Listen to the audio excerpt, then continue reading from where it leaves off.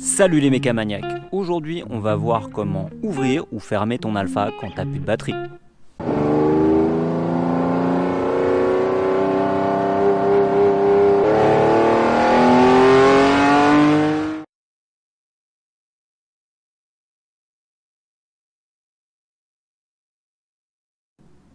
On est en plein hiver, dû aux conditions actuelles, tu travailles depuis chez toi, du coup tu n'utilises pas ta voiture. Au bout de quelques temps, tu te dis qu'il faudrait la bouger, tu vas pour l'ouvrir,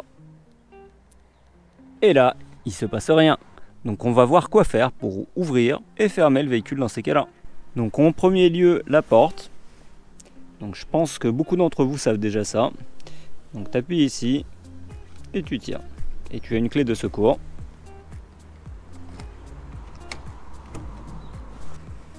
La porte avant, c'est bon. Bon, est-ce que je te fais voir comment ouvrir le capot? Normalement, tout le monde sait faire ça.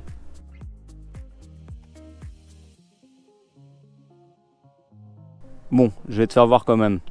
On sait jamais.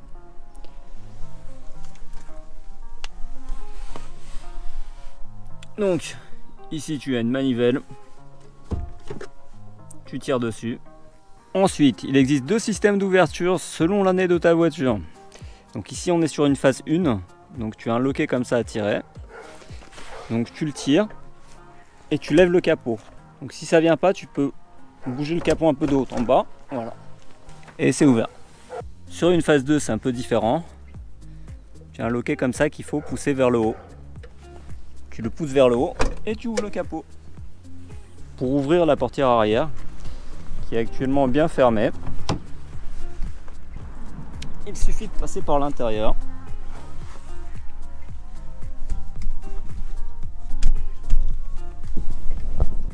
Et puis il suffit juste de tirer la poignée. Et voilà. Par contre, ça fonctionne pas si tu as activé la sécurité enfant. Pour ouvrir le coffre sur une berline, ça se passe à l'arrière, côté conducteur. Tu as une espèce de ficelle qui est accessible en mettant la main ici. Donc ici on est sur un break, tu n'as pas ça sur le break. Je te mettrai une photo pour que tu puisses te faire une idée.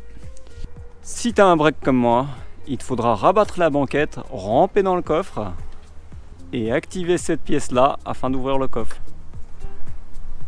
Donc, vu que ça se trouve de ce côté là, il te faudra peut-être un tournevis ou un outil pour y accéder.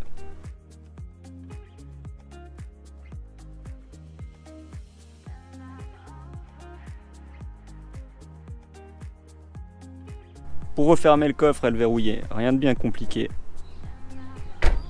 Tu le claques. Et là, il est verrouillé. Pour refermer les portières, ici en blanc, tu as le système pour la sécurité enfant. Donc pour l'activer, tu peux prendre ta clé. Comme ça, c'est activé. En mode vertical, c'est désactivé. Et pour fermer la portière, il faut que tu enlèves le caoutchouc ici. Voilà. Tu prends ta clé. Tu tournes dans le sens inverse des aiguilles d'une montre. Tu remets le caoutchouc.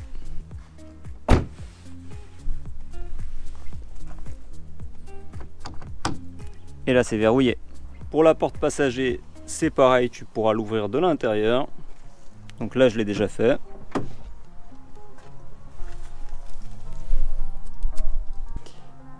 Et tu as également un petit cache ici derrière lequel tu as le petit mécanisme pour verrouiller la porte. Pour la porte conducteur, c'est évident, tu pourras la fermer avec la clé. Un autre truc utile, ça sera d'ouvrir la trappe de carburant. Et donc dans le coffre, côté droit, tu enlèves cette petite trappe. Et normalement tu as une ficelle.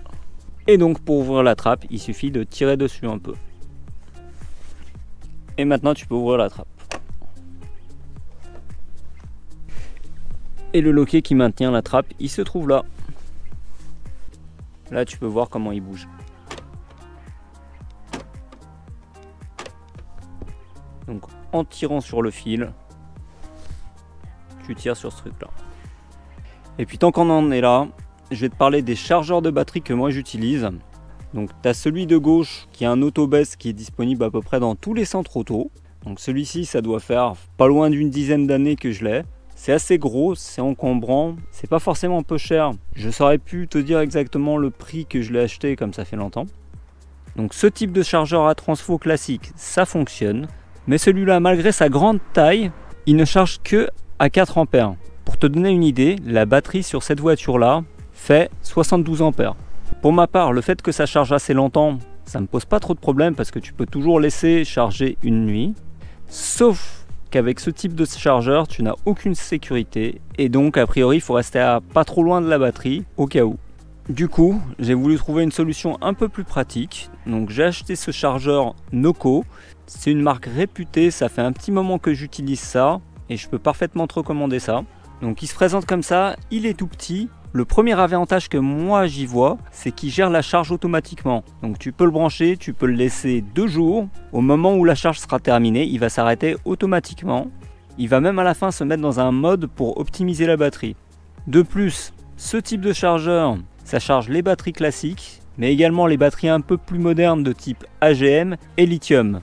Et cerise sur le gâteau, il a une option de réparation des batteries. Donc ça permet de désulfater les batteries un peu usées. Donc on va être clair, si tu as une batterie complètement morte de chez morte, ça fera pas de miracle. Mais si tu as une batterie qui a déjà pas mal d'années, qui a perdu en capacité, tu pourras encore la régénérer un petit peu. Donc ça existe en différentes versions, là c'est la version 5, donc 5 ampères. Pour moi c'est suffisant. Ça existe à partir de 1 ampère. Pour une voiture ça fait peu. Si tu le prends pour une voiture, je te conseille de prendre au minimum la version 5 ampères. Si tu es prêt à mettre un peu plus cher, tu peux prendre la version 10 ampères. Et si je me permets de te recommander ça, c'est que sur le marché, il y a pléthore de chargeurs de ce type-là. Et clairement, tous ne valent pas le coup. Donc celui-ci, moi je l'ai depuis un peu plus d'1 an. Et j'en suis satisfait.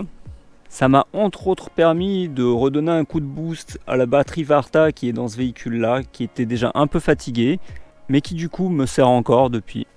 Donc je te mettrai un lien dans la description de la vidéo pour ce chargeur-là.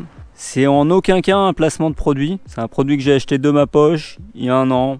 Et tout simplement je suis satisfait de l'usage. Donc même si tu n'achètes pas celui-là, je te conseille plutôt d'acheter un chargeur qui gère la charge plutôt que d'un simple transfo comme mon autre chargeur. Comme d'hab, j'espère que ça t'a plu et j'espère que ça te sera utile. Clique ici pour t'abonner à la chaîne et ne pas rater les prochaines vidéos. Et je te propose de me rejoindre dans l'une des 2 vidéos que je te propose actuellement à l'écran. Allez, à plus!